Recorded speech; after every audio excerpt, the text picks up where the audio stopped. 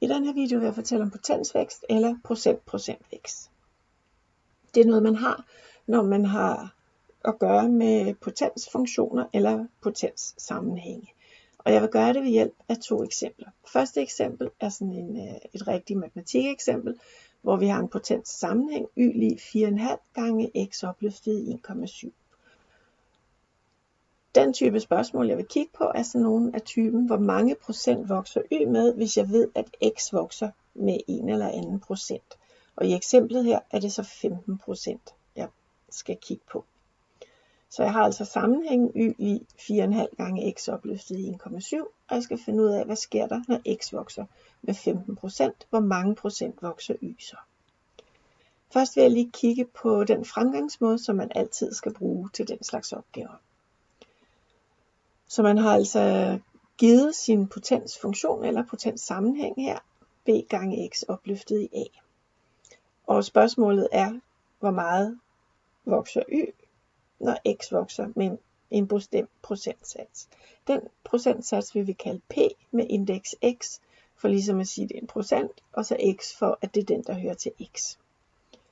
Det man gør, er, at først finder man fremskrivningsfaktoren for det. Den kalder vi f, fordi det er fremskrivningsfaktor. Og så giver vi indeks x, fordi at det er den, der hører til x. Og f(x), den beregner man ved at sige 1 plus px divideret med 100. Når man så har fået sit tal, fremskrivningsfaktoren her, så går man ned, og så beregner man fremskrivningsfaktoren for y. Og det gør man ved at tage fremskrivningsfaktoren for x, den man lige har beregnet, og så opløfte i potensen a. Og potensen a er jo den, der hører til op i potensfunktionen.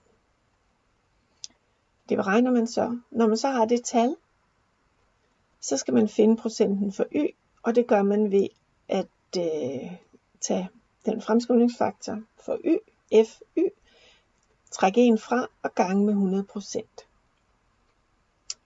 Sådan er fremgangsmåden. Hvis man skulle have noget, der falder med en procent p, så vil man kunne tage 1 minus p af x divideret med 100. Men nu vender vi tilbage til eksemplet. Vi havde altså vores potensfunktion, og vi havde fået at vide, at procenten for x skulle være 15, altså px lig 15.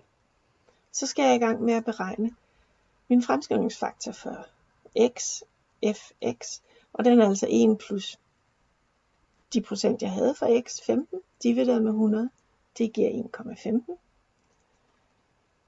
Så opløfter jeg det i den potens, jeg har, og vi kan se, at potensen er 1,7, så fy bliver 1,15 opløftet i 1,7, og det kan man så beregne, og det giver 1,2682. Så skal vi regne tilbage til, hvilken procent det så giver for y, p og y, og det er 1,2682 minus 1, og så gange med 100%, og det giver så 26,82%.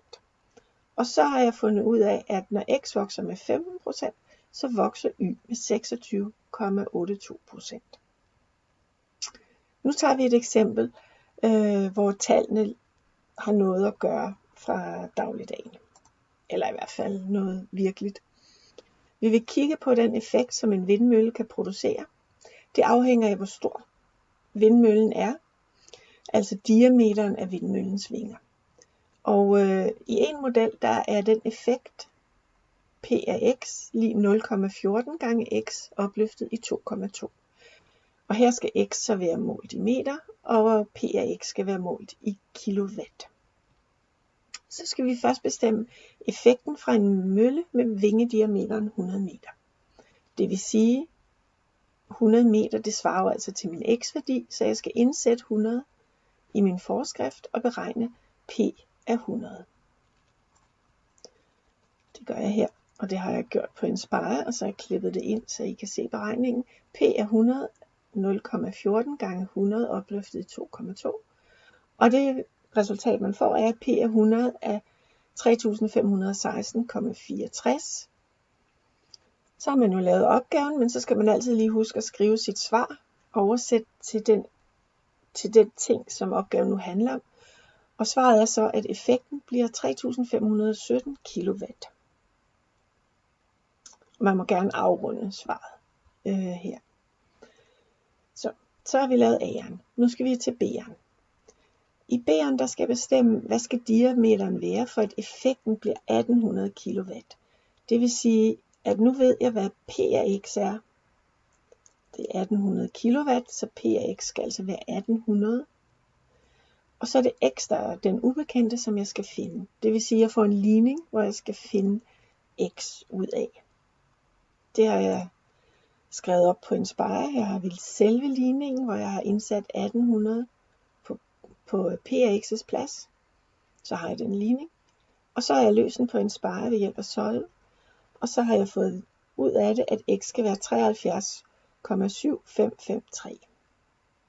Så kan jeg igen skrive svaret op, at diameteren skal være 73,8 meter, for at effekten altså bliver 1800 kW. Nu kommer jeg så til spørgsmålet, som har med procentvækst at gøre. Fordi nu skal jeg finde ud af, hvor meget vokser effekten, hvis vingediameteren vokser med 20%.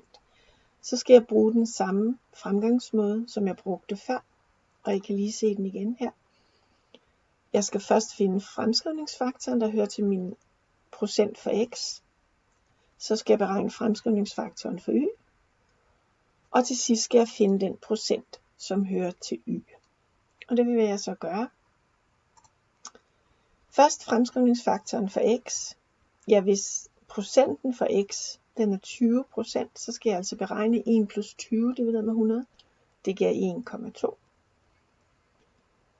Så skal jeg finde f af y, og det gør jeg ved at tage den fx, jeg lige beregnede, opløftet i 2,2. Så 1,2 opløftet i 2,2, og det giver 1,49348. Så skal jeg finde den procent, det så svarer til, og det gør jeg ved at trække 1 fra og gange med 100, og så får jeg 49,35. Så det vil altså sige, at hvis diameteren af vindmøllens vinger, hvis den diameter vokser med 20%, så vokser effekten med 49,4%.